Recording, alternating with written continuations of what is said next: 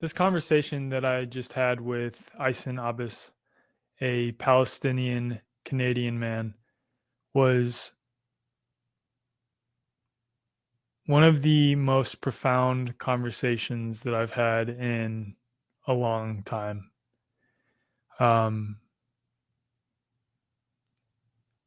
Especially coming at the point in history that we're currently experiencing, what he shares and then what he brought out of me is such potent medicine for really all of mankind to hear right now. And this is such a topic of contention, even in the freedom community. And it's so easy to get pulled into this storyline or that storyline or this side or that side. And I'm almost left speechless with this conversation that I just had. It will impact you on a very deep level, and not in the way that you think it will.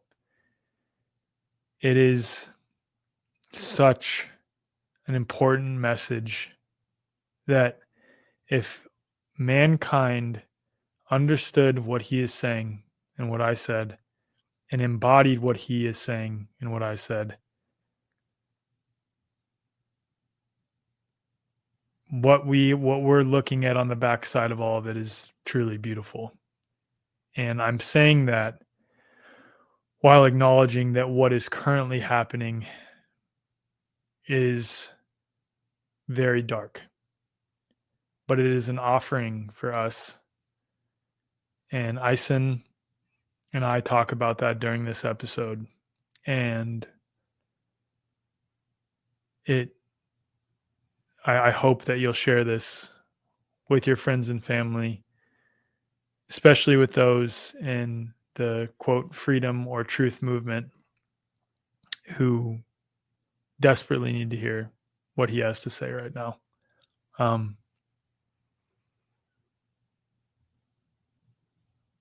Yeah, this conversation impacted me on a very, very deep level, very deep level. And I know it'll impact you on a very deep level too. And I thank you for tuning in.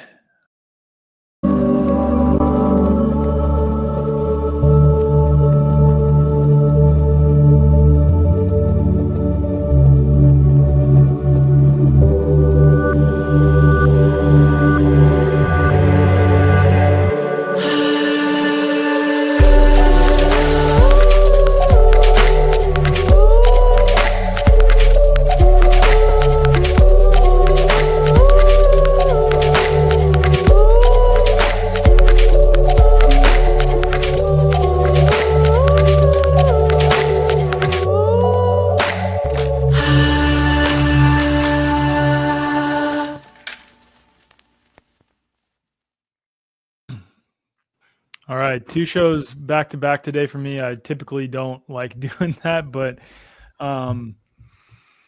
considering the state of the world right now, and really what I refer to as like the intersection between the freedom movement, the consciousness movement, and the health movement, of which, you know, that's where my audience kind of sits.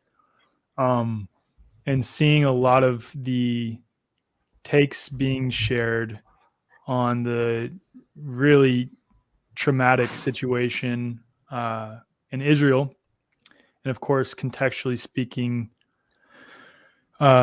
things that have occurred in Palestine, because in my mind, you can't really bring up this event in an isolated fashion without referring back to some historical context. And I want to say up front that, you know, so I'm a West Point grad, former Army officer, and for 9 years I was fed a one-sided narrative with respect to Israel-Palestine. And then really beginning in 2021, I started looking at it a little bit differently as I began researching things like Zionism, which of course I know we'll probably get into, and distinguishing between that and Judaism. This is such a heavy topic, and this is such a complex thing that almost requires the highest amounts of qualifying statements and context possible, especially given the state of the world. And I want to say this up front, because a lot of people have misconstrued what I've said, and I'm sure a lot of people, same with you, Eisen, like have misconstrued what you're saying to be supportive of Hamas.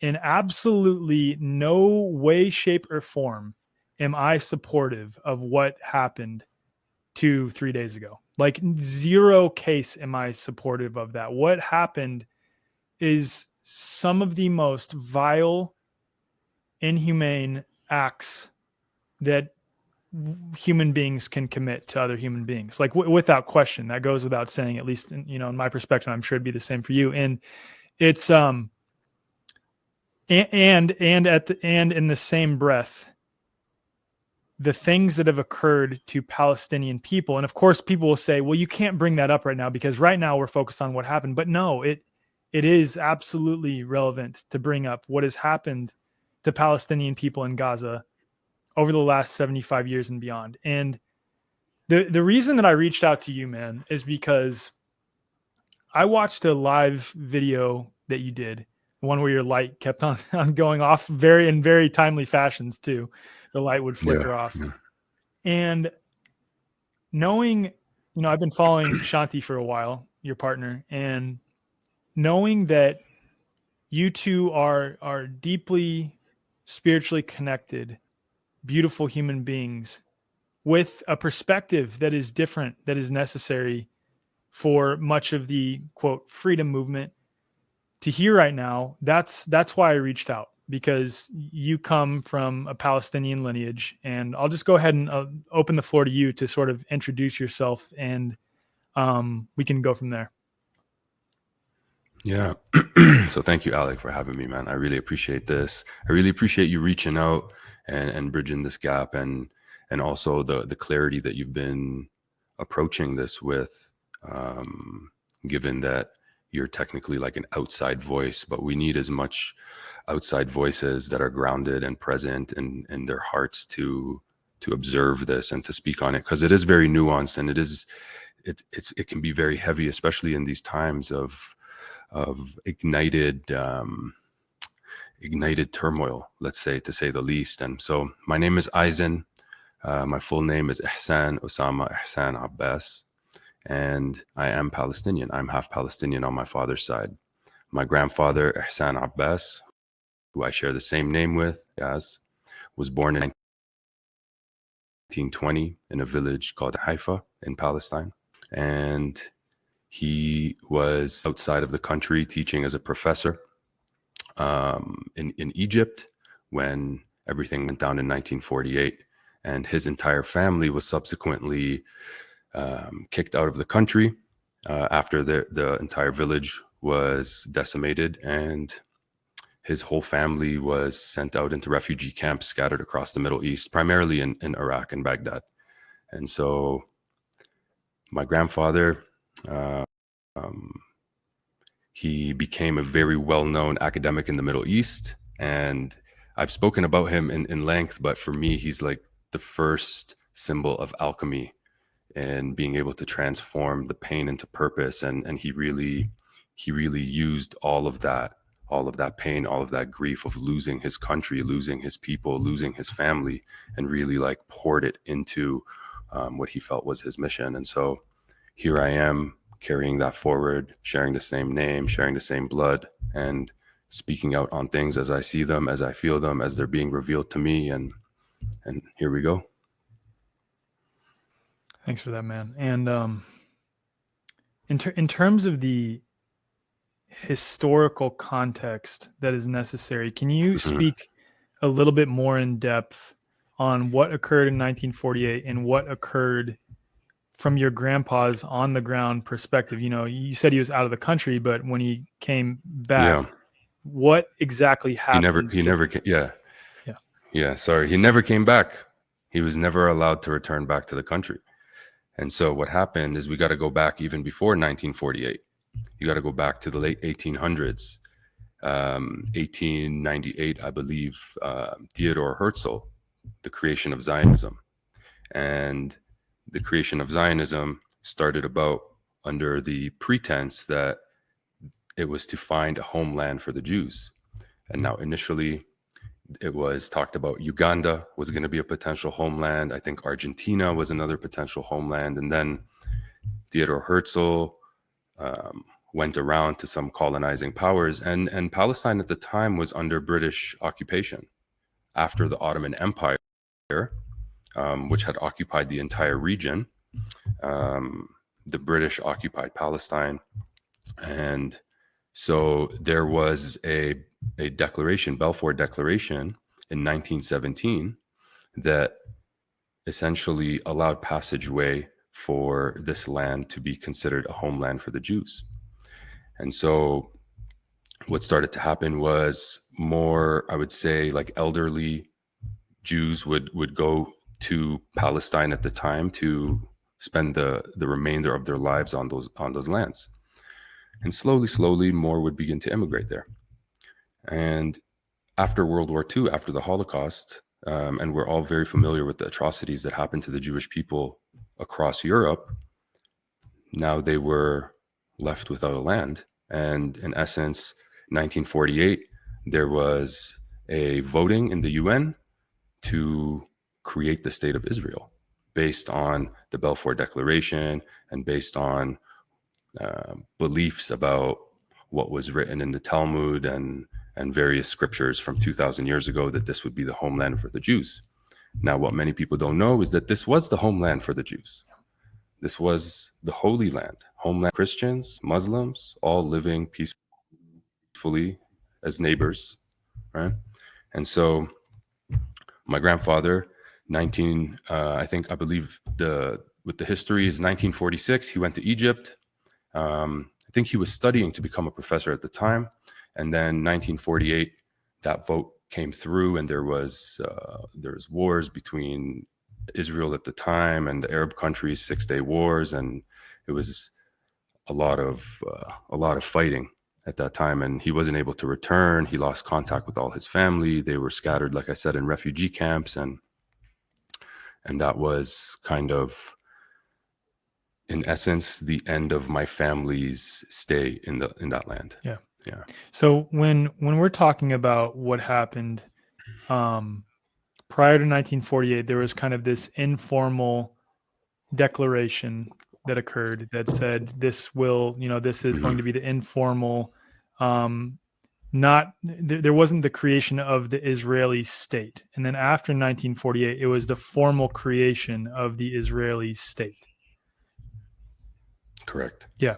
Yeah. And so basically because Palestine was basically because Palestine was a British colony, it was in essence handed over in that way. Yeah. Through the voting in the UN Council. Yeah. Yeah. And so the question that I have with respect to this, and I really want to key in on this point, is that it wasn't like the people who were occupying that land at that time were politely asked to leave.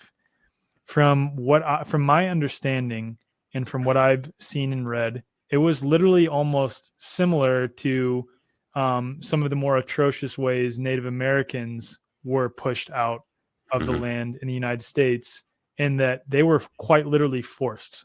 Like there were people that were killed in order to create the area for Israel.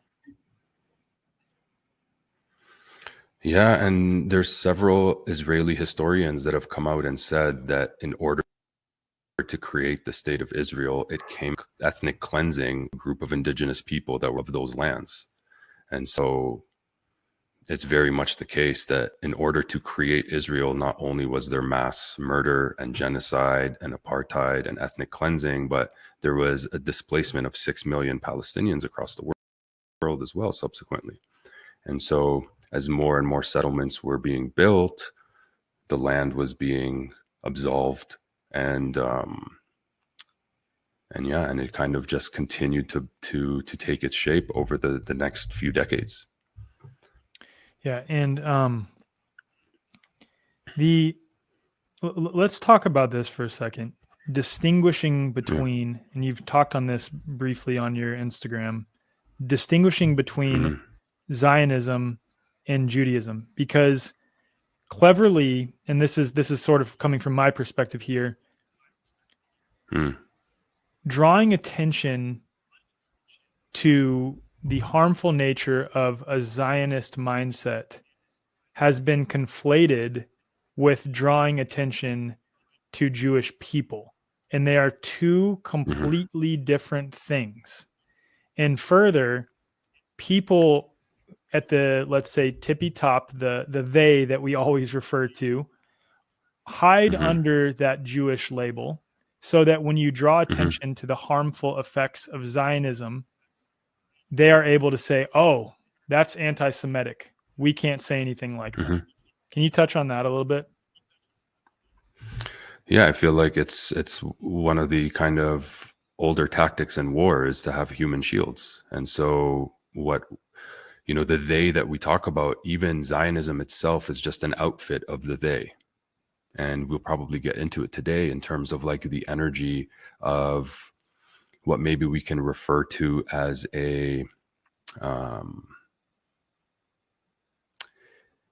the oppositional antagonist dark energy forces, the they that we're talking about, the self-eating system, that which seeks to consume upon itself in order to survive.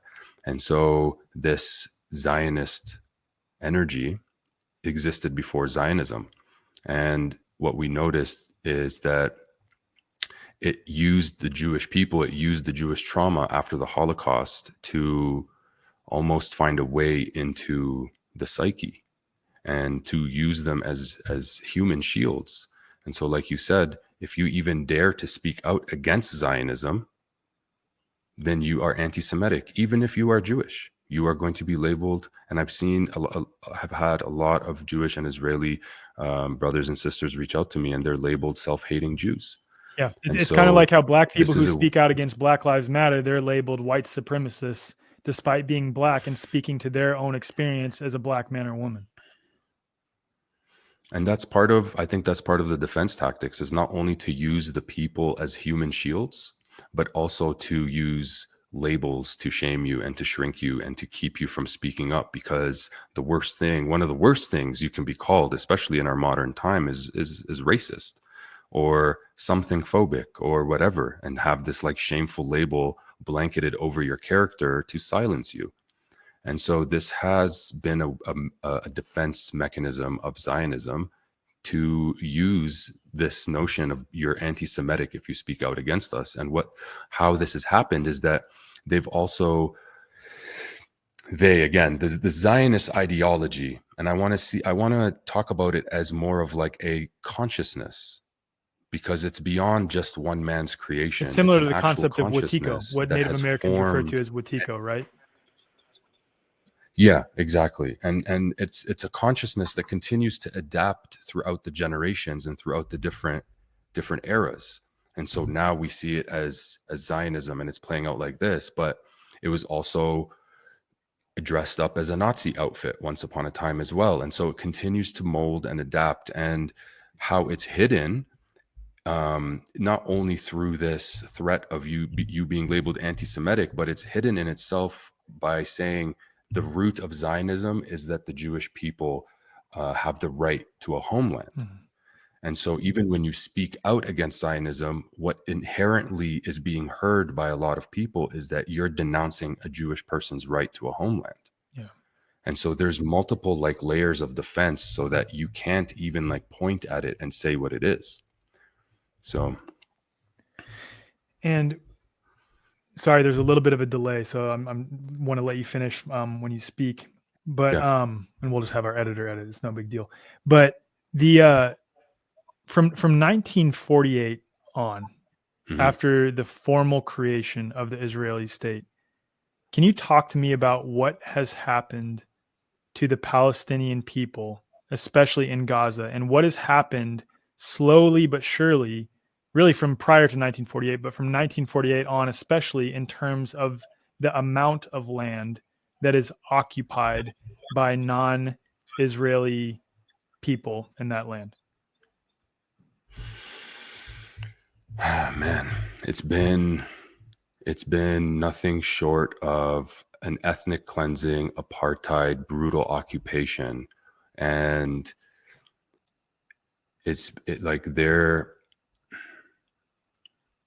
you know, we'll jump to modern day. Like Gaza Strip right now is the most densely populated piece of land on earth. You have 2.5 million people, 70% of which are refugees from within the country. They're not Gazan by nature. 70% of those 2.5 million people are refugees from the country. So to give you an idea of how many people got squeezed out of their territory and placed in this tiny 25 mile by 7 mile strip of land. Okay. Now, not only that, but half of them are children. And so to give you just an idea, and I don't want to just speak about Gaza, but it's very important because what's happening in Gaza is, and it's been spoken about, that this is an open air prison. And it is even I was listening to a live today of a Jewish brother who lives out in Brooklyn. It's been referred to by Israelis as the longest reigning concentration camp as well. And so you have some of the poorest conditions in the world: no clean water, very little electricity, no anesthesia for surgery, the schooling, the food, the blockade, like they can't go in or out.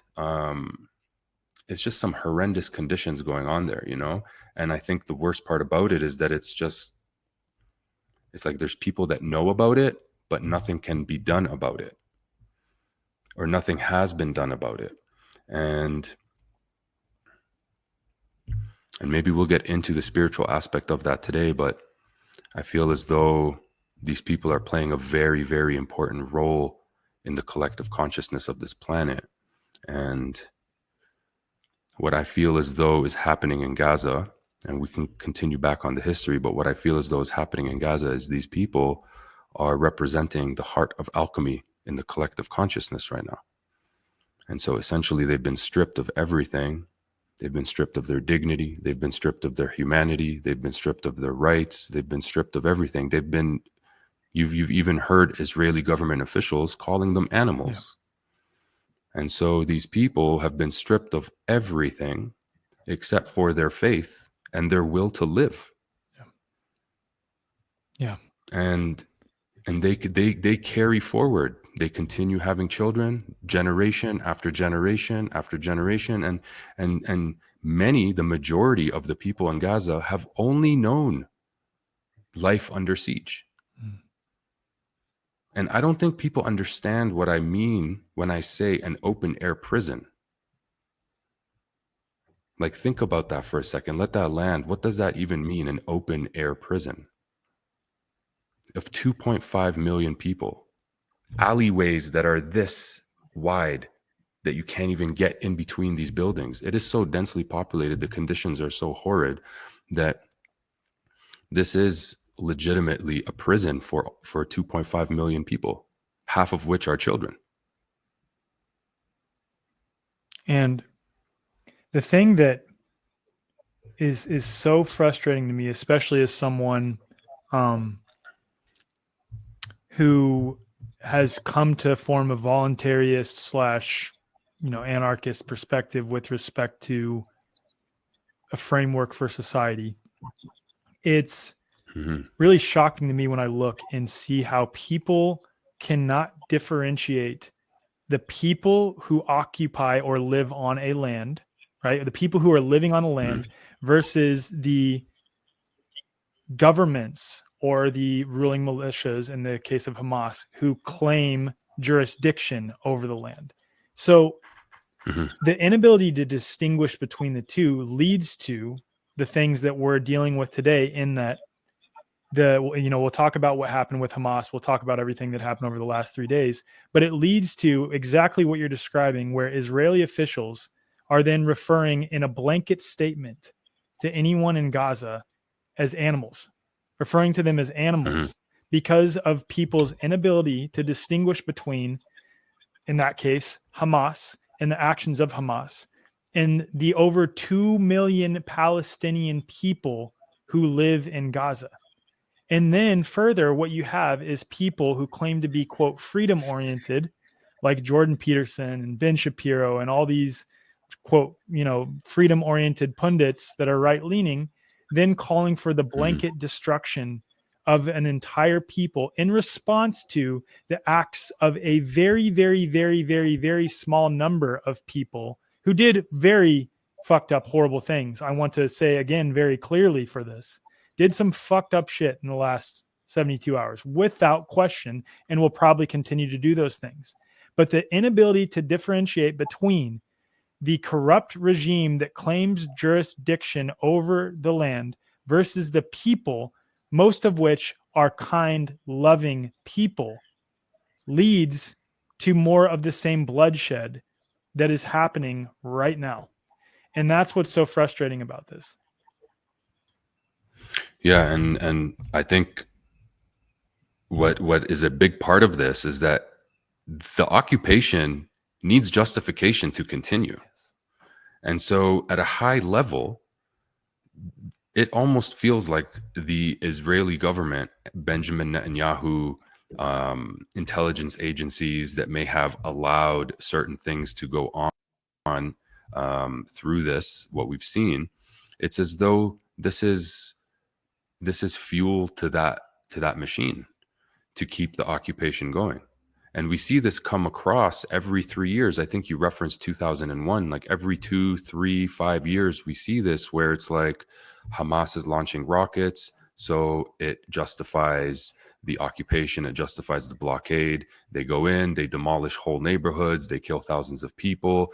And then everybody kind of forgets the news cycle and the occupation continues as is for another 3, 4 years. And it's like, well, this rinse and repeat bullshit has not only gotten old, but there's, we're going to be forced to look at this really clearly because this exists within each and every one of us. This very same energy, this very same war that's existing in the Holy Land is happening within each and every single one of us.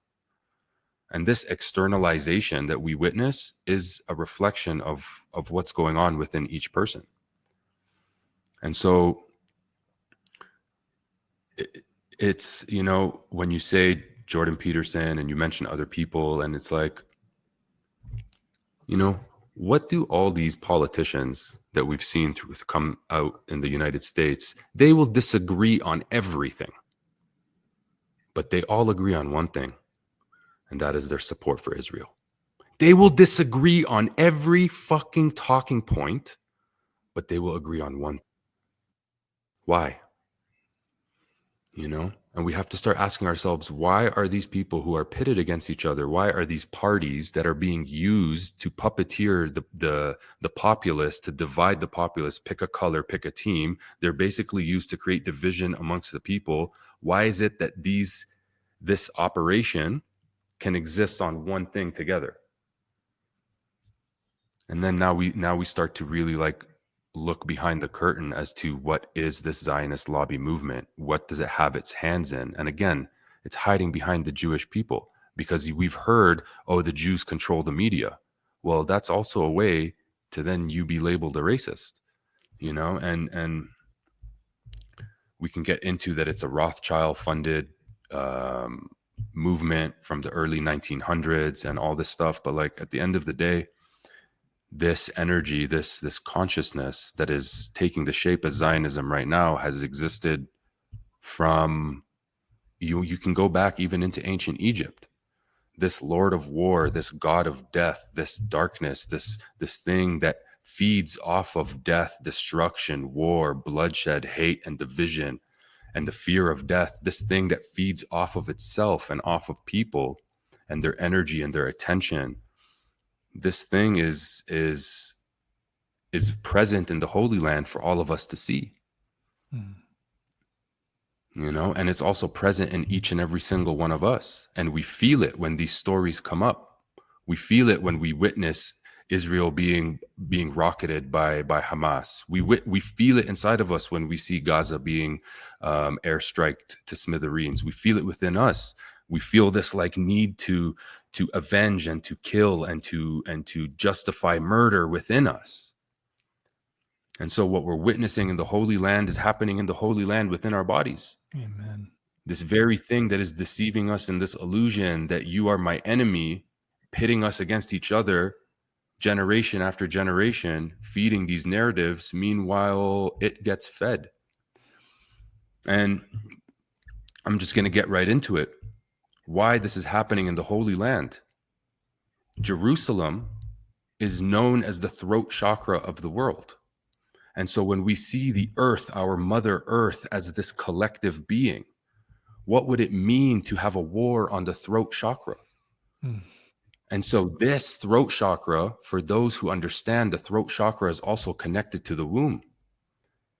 And so why are they both connected to each other? Because they are both portals for creation. If you look at the structure of the vocal cords and the birth canal, they are very similar. And so the one thing that threatens this overarching they, the controllers, those in power, those who feed off of war, right? The very thing that threatens this entire system, this system of consumption, is creation. And so both the throat and the womb are portals of creation. And what do we know about Jerusalem? We know that it is the birthplace of Christ. It is the birthplace of Christ consciousness. And so when you constrict the throat, not only can truth not be spoken into existence, but you are closing off the portals of creation. And so what happens when you do so is now this system that feeds off of itself, the system that can only survive in consumptive misery, it gets to survive. And we've seen it. Who profits off of war? Because it sure as hell is not the people and the civilians. Who profits off of war? The military industrial complex, right? Who profits off of war? This is what is behind the scenes. This is what is being orchestrated behind the scenes. And so the war on the Holy Land, the war that's existing in the Holy Land that is using brother against brother as pawns to fight, it is a war on the throat chakra, this stargate of creation for all of humanity. And this entity, this dark energy, this dark entity that is using the Jewish people as pawns and human shields, that is using the trauma of the Holocaust to hide behind its need to survive, this very thing is satiating itself off of death and destruction on both sides. And so as one side says, this is my land, and the other side says, no, it is mine, one overarching entity is dancing and laughing and feeding itself. Yeah. And so the greatest threat to this is us coming into coherence with ourselves, the Holy Land within ourselves, to realize what part of me is pulling me to war with you. What is the darkness within me that sees the enemy in you and wants to kill you? What is within me that sees the division between us? And until I can make peace with that which in me is drawing me to war, there will never be peace outside of me. And so this is why I say we are all Palestinian, because at the end of the day, we are all returning back to the Holy Land within ourselves and within our hearts. And so as long as the story is Hamas is terrorists and the Israeli government and all this shit, we are lost in the storyline. And this is being orchestrated at the highest level, at a multi-dimensional level, to keep us not only separate from God, but disconnected from the mother, disconnected from each other. And so as long as we see each other as the enemy, the real enemy continues to feed on itself and to feed on our plight and to feed on our grief. Man. And so the Holy Land is the heart of alchemy in this world. everything we are witnessing that is happening there, this darkness that we are feeling, the brutalization of people, occupation, children being murdered, open air prison, everything that we are witnessing on both sides, whatever you see, you are still seeing the darkness. And so it is time now to see this darkness within ourselves, or we will never see this situation clearly.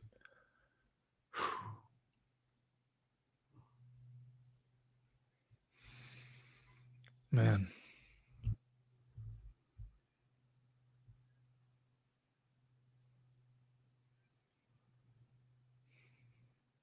You know, it's so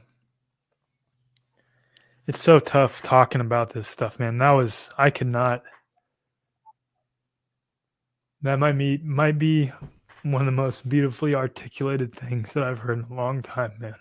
Like, full stop.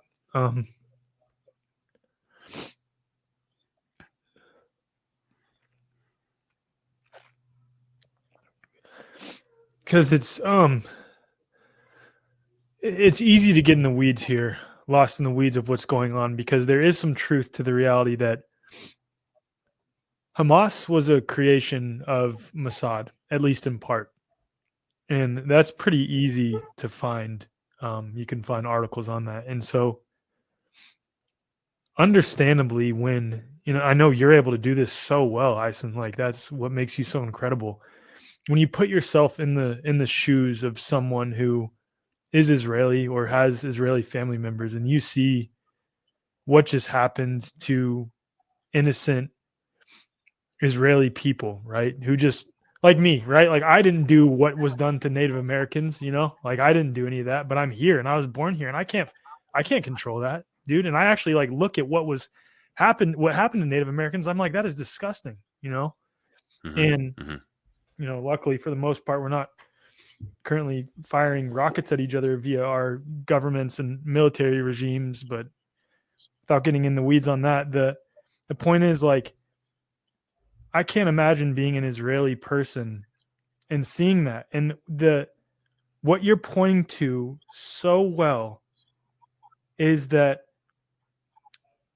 the controllers, and I hesitate to even call them the controllers, but the people who profit off of and perpetuate the mind virus that is plaguing humanity to turn us against each other and ourselves, use very real traumatic events to play on our emotions to call for more of the same. So I can't imagine how hard it is for Israeli people right now to look at what was just done over the last 3 days and not get pulled into that. And that's where it requires that we do the inner work ourselves to not allow us to be dictated by our emotions, justifiable emotions, to then perpetuate more of the same.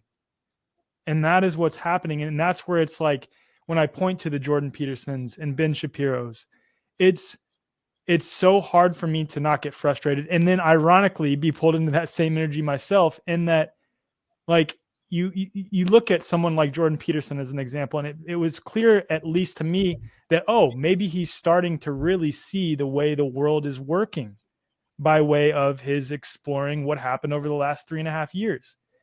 And then he's calling for the complete destruction of Gaza, which contains 2.5 million innocent people. And that's where it is imperative that if we have a platform like you or like me or any of us, really, irrespective of whether we have a platform, but especially if we have a platform, that we are doing the inner work to understand the depth of this and not perpetuate more of the same. And to that, first, I want to acknowledge the emotion that has come up within you, because that is our bridge to each other. And if you cannot feel me, then you will never be able to stand with me. And so to the Israelis who are listening, to my brothers and sisters in Israel and across the world who are Israeli, I say this to you: feel it deeply. Because for my entire life, all I felt is that.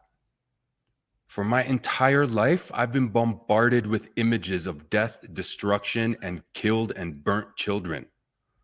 For my entire life, I've been sitting idly by while nobody in the world dares to even speak out against the atrocities committed against my people. The brutalization and the occupation and the murder and rape of my people. There was a video, I can share it with your people. There's an old general of the army was bragging about how somebody raped a 16-year-old girl. This has been going on for 75 years. So to come to me in the past 3 days and tell me that you're upset, I understand that. To come to me in the past 3 days and tell me you hate me and my people, I understand that. More than you can ever imagine.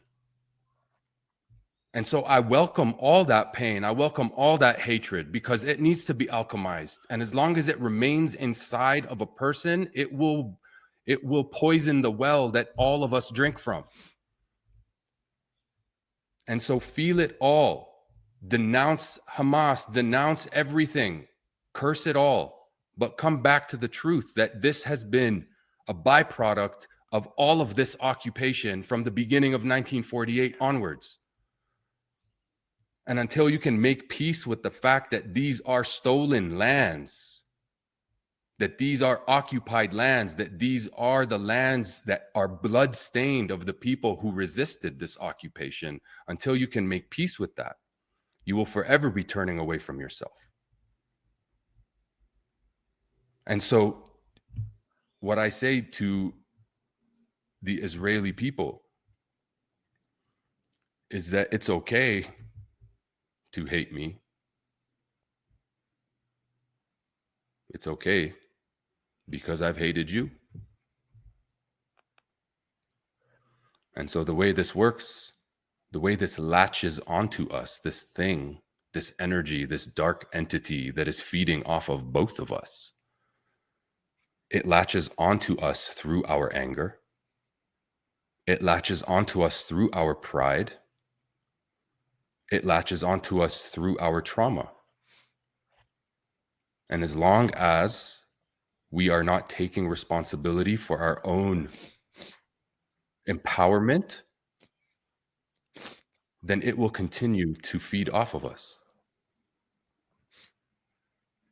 And so as my brother here is feeling the depth of emotions because he knows what is behind the curtain, he knows what is orchestrating all of this, and it has nothing to do with Jew versus Muslim, Arab versus Israeli. This is not my land, but I am of the land. And if you were born on that land, then you are of the land too. We are stewards of the land. And so I'm not here telling anyone to leave. In fact, I'm saying, please stay and stand with me and walk with my people. Let us walk together.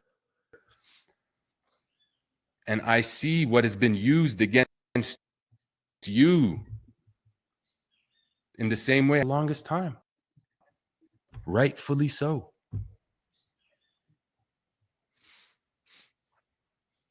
But there comes a time where we have to look each other in the eye, look ourselves in the eye, and realize we came here. This was a soul contract to have. There's karma we are clearing with one another, and that our souls agreed to come here for this experience. And now what do we do with that knowing? Do we still point the finger at each other? Because I'll tell you what he was saying. Hamas is funded by this very same government, by this very same agents that have probably let the past 3 days happen, that have probably known that this was going to happen. There's not a Palestinian in Gaza that can take a piss without Mossad knowing. So you're going to tell me a bunch of refugees in pickup trucks smashed through a wall with a beat up bulldozer? And yes, there's been murder. Yes, there's been atrocities and horrendous things happening. There's no discounting that, and there's no footnote to that. I want you to feel the depths of pain in all of it so that you can feel with me. Because we've been turning away from this for far too long.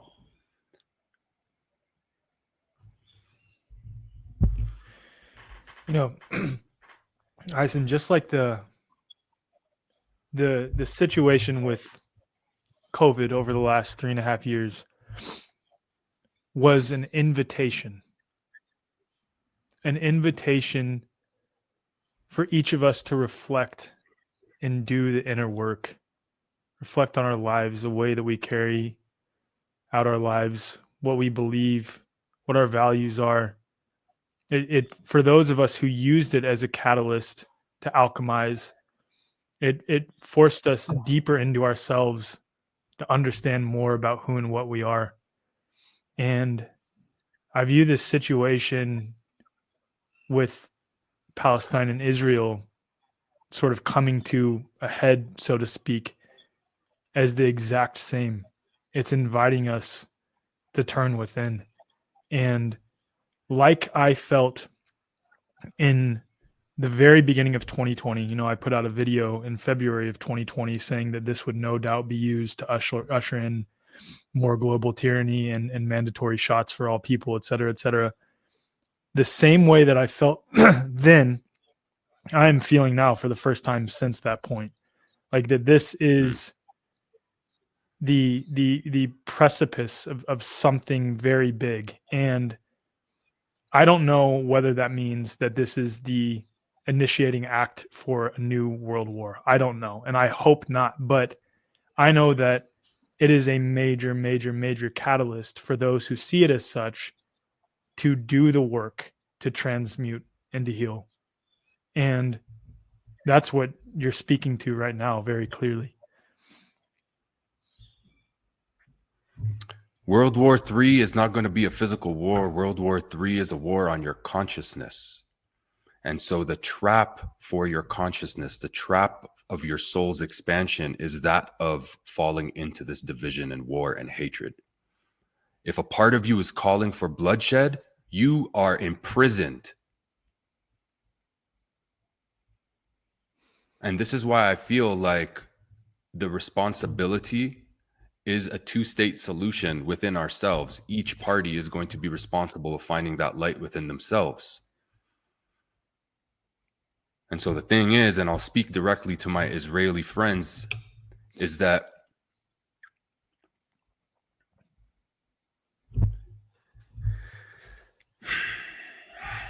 as long as you are operating from the fear of death, then you are feeding this collective shadow. As long as the fear of death is what controls your behaviors, your beliefs, your emotions, then you are operating from this collective shadow. And so many may see that Palestinians are losing the war, but no. I will tell you, my people have won the war, because what keeps them going is the will to live. They are not afraid to die. They have the will to live. They have everything stripped away from them, including their own humanity, and yet they have the perpetual will to live. Whereas what has been used against the Jewish people and the Israeli populace is the fear of death. Hence why they were the first country to be mass vaccinated. So your own government doesn't give a shit about you. They are using the fear of death to control you. Death and the supremacy of your religion and the trauma of the Holocaust to usher you in any direction they want. And so you have a responsibility to find and return to the Holy Land within your chest. Your rightful return. And now, yes, I can be called an anti-Semite and I can be called a racist, and I've been called a bunch of different things over the past few days, and that's okay. Because only those with the eyes to see and the ears to hear can receive this. And I'm okay with that. And so the only way that we will find peace is if each one of us finds the peace within ourselves. But I'm talking straight to my Israeli brethren that have had this trauma from the Holocaust used against them to perpetuate a war, to perpetuate a brutal occupation against people that were living there in peace with Jews for centuries.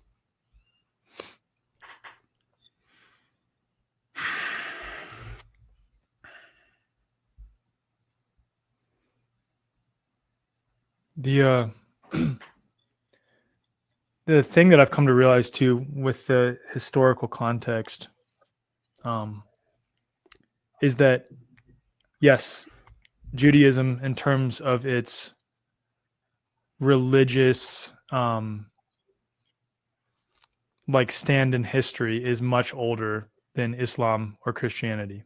Like that is true. But, and this is the big but here, is that the people who are in Palestine, in Gaza, overwhelmingly are descendants of those same Jews that did live on that land. Thank you.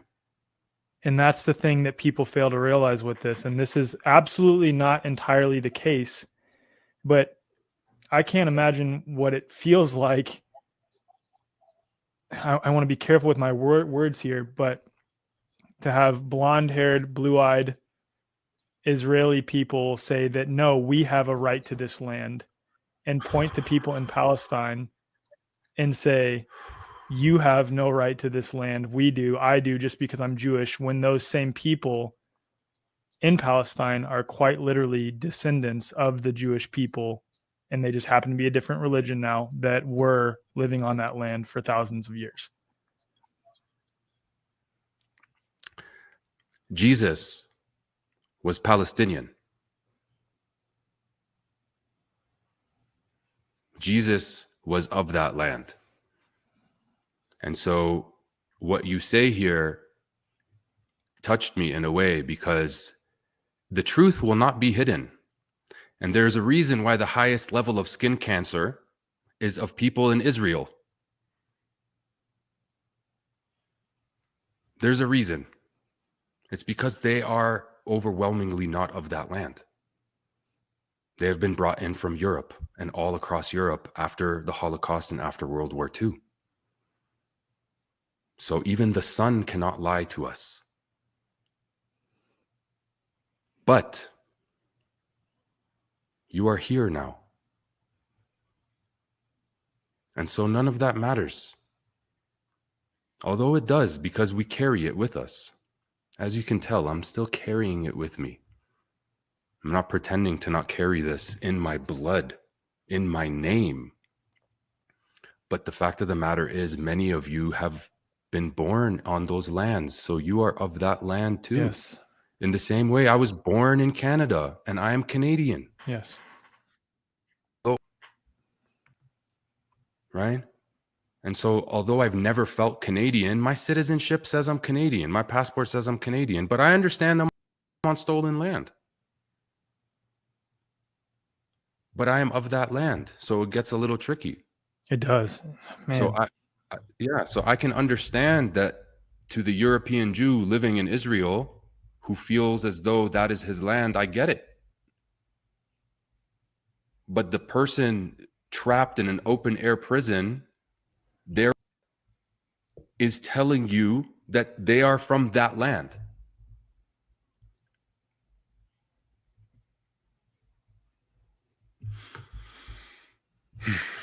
And this is where the conversation becomes so incredibly nuanced, and you're articulating it so well, because like those people were born on that land. They absolutely were born on that land. And to then deny them the right to where they were born is also wrong. And at the same time, though, the context upon context upon context that is necessary here is to just blanket statement say that these people here who have lived on this land for thousands of years don't belong.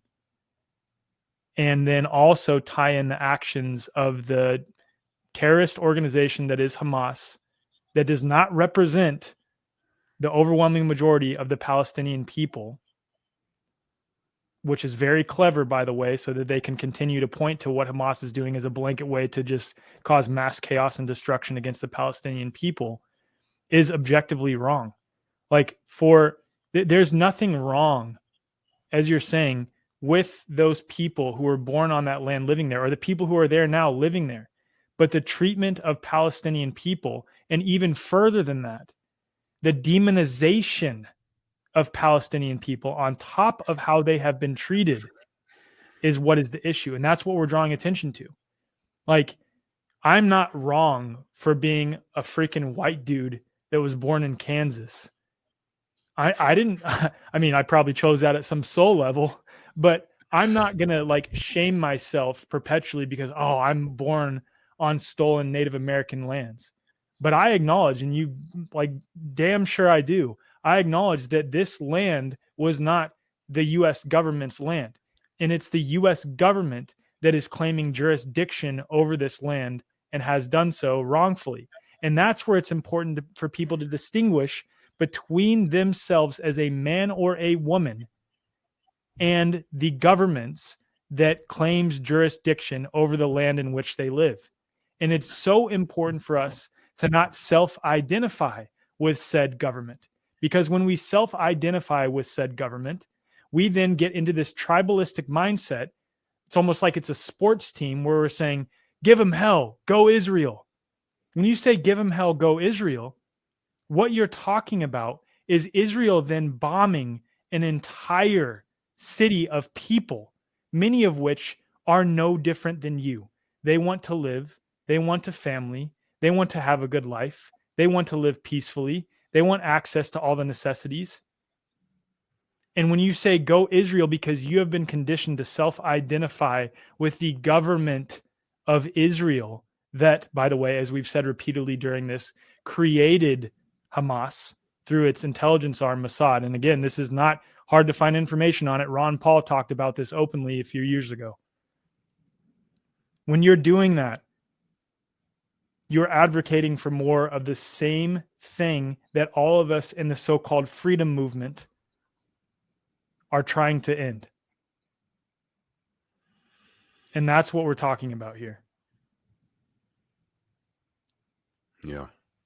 And how quick we forget, you know, I don't know where you were during 9/11, but the US used the Taliban and funded the Taliban to fight Russia. Yep. Fast forward to 9/11, they're being used as the scapegoats to go into the Middle East and do all sorts of things. Yep. And so there's comes a point in time, and I know the vast majority of the people watching here are part of the truth community and the freedom community. So there comes a point in time where when you witness something and you feel this emotional pull that's drawing you into taking sides, and I'm not talking about Palestinians, Israelis, I'm talking about people like yourself and people who are observing with from outside of that blood connection. Like when you feel emotionally taken, chances are this is a psychological operation. And that's not to say people aren't actually suffering and there's not actual death and destruction and bloodshed, but just know that you're also just a pawn in this thing. Yes. Yes. And a lot of people ask, with respect to what's going on, what the solution is. Mm-hmm. And more and more and more and more as time goes on, I'm coming to understand that the only real solution happens inside of yourself. Like, again, this is a cliche saying right now. It is cliche, but it has a deeper meaning than anyone can fathom. Change yourself, change the world. That is literally the only way through this stuff, especially because the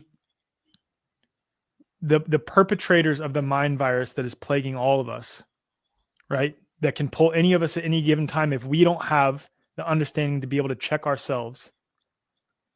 The perpetrators of this only are able to continue doing what they do and only have power to do what they do because we hallucinate their power into existence by way of our own conditioned beliefs. We choose it. They propagandize us. They manipulate us. They do these things. They coerce us. They threaten us. And then they condition agents who, again, just like me, I'm former military. I'm a former military guy, right? Just like I have converted, so to speak, so too can the other people who are acting as agents of whatever. Insert any corrupt regime. they can be converted too. And the solution is individual. The solution is on the individual level. It is a war on consciousness, just as Eisen is saying here. And the only way forward through that is through inner work on yourself, through acknowledging your own shadow, through being willing to acknowledge, like, I can't imagine for you over the past few days how much you've had to check yourself with the hate that you've received because of what just happened, right? And for me, like, I experienced it too, having come to understand the true nature of what the Israeli government is over the past few years. Like, I was pulled into like those evil, like wanting vengeance too. And you have to check yourself. You have to be willing to check yourself. It's okay to experience pain. It's okay to experience the depth of those deep, dark emotions and feel that rage on a deep level. It's important that you do. But at the same time, it's important that you don't project that rage onto other people, perpetuating more of the same thing that the freedom and truth and health movement is trying to end. And that's the distinguishing thing. It's such a delicate balance. It's not suppressing it. Like, I would be shocked if anyone looked at that and was like, oh no, I shouldn't experience that love and light. No. You need to experience the darkness associated with it, but we don't let it overcome us. And that is the distinguishing point here. There's a transmutational aspect of this that is so necessary.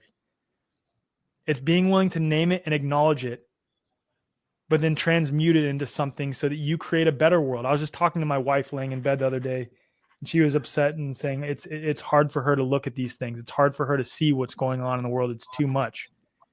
Mm-hmm. And at some level, that is true. Like, it is hard, but it is necessary for us to see it, because when we are awake to what's going on, so long as we aren't allowing ourselves to get sucked right back in to the false dilemma, right back into the storylines that the powers that shouldn't be want us to be sucked into, we can use that to catalyze our action to create a better world.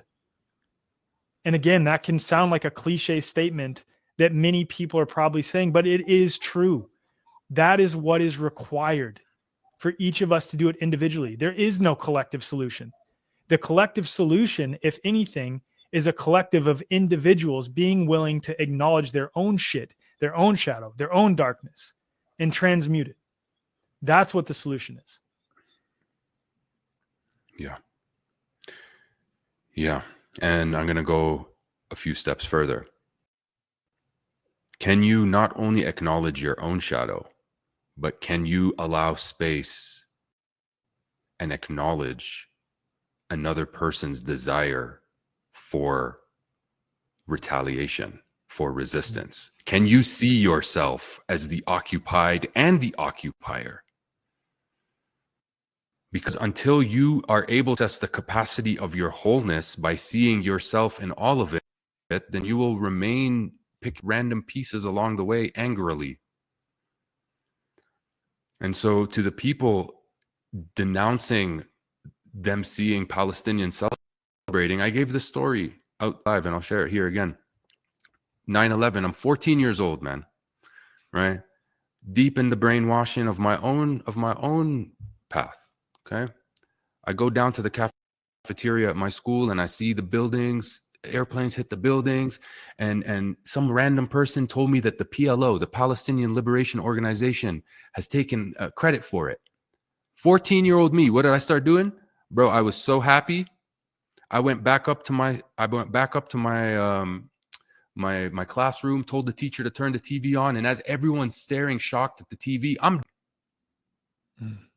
I'm celebrating. Why? Because to me, in my vision, in my perspective at that moment, it was like finally the enemy got what's coming to them. It's finally on their front doorstep. Meanwhile, it's like I'm completely like making up a story in my own head, but like that's what I felt. I celebrated. And so can you see yourself as the one who has been occupied for 75 years? What would you be capable of doing? Yeah. what would your reaction be to certain things that you see when you've known nothing but blockades and sieges and apartheid? And so also to the occupier, can you see yourself in the Israeli that has subscribed to Zionism and that identifies as a Zionist? Can you see yourself through them, through their trauma post-Holocaust? Can you see yourself in them, their deep indoctrination and propaganda machine and all of this stuff that has led them to see the world the way they see the world today? And so it's one thing to make peace with our own shadow, but now can I see my capacity for all of it? And I'll tell you something. What will unite the people? Besides everything you said was so beautifully articulated, because until we within ourselves, we'll continue to stay at war with each other. When I was 20 years old in university, somebody asked me, will there ever be peace between Palestine and Israel? The first thing that came to me, funnily enough, was when there's an alien invasion, they will put aside their differences and they will find peace with each other to fight a common enemy. Well, fake alien invasions aside, maybe that's a conversation for another day, but there is a common enemy. There is a common enemy, and it is this energy that I've been discussing today, this Lord of Death, this God of War, this thing that wants to feed on destruction and blood and hatred and division and the fear of death. That is our common enemy, and we all can feel it within ourselves, especially when stories like this start to come up in the past 3 days, and all of a sudden we're ready to take a side. And so we do have a common enemy.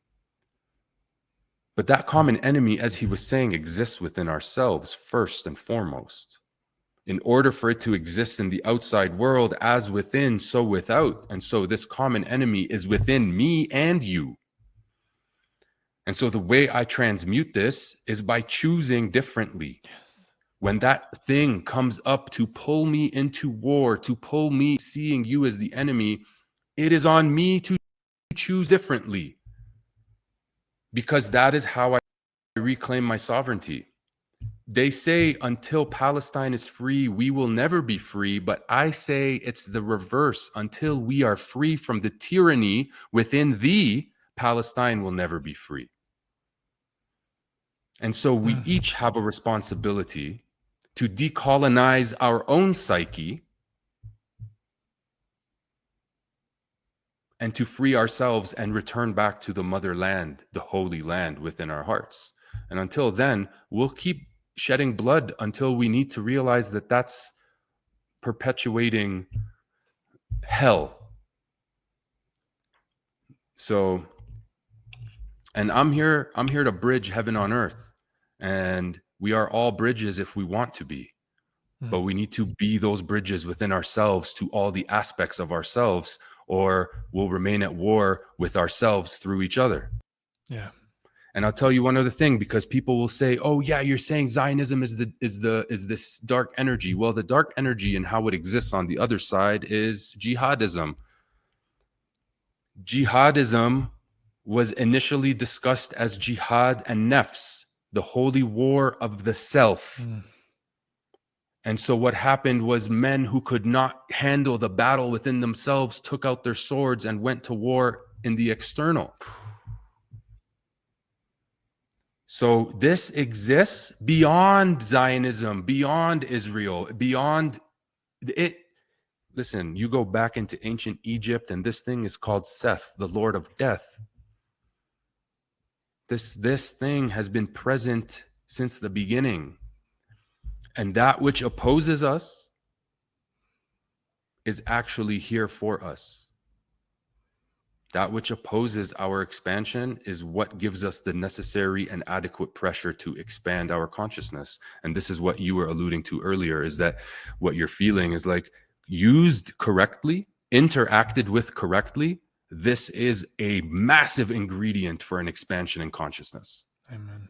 This is a massive ingredient for alchemy, should we see it as such and interact with it as such. But as long as we are seeing it as through the eyes of the illusion, in this worldly illusion, as long as we are lost in the illusion and our delusions, then we will constantly remain at war with ourselves through each other. I think that's a perfect place to end it, man. I know. I don't even think you can follow up with everything that you've said during this. Man,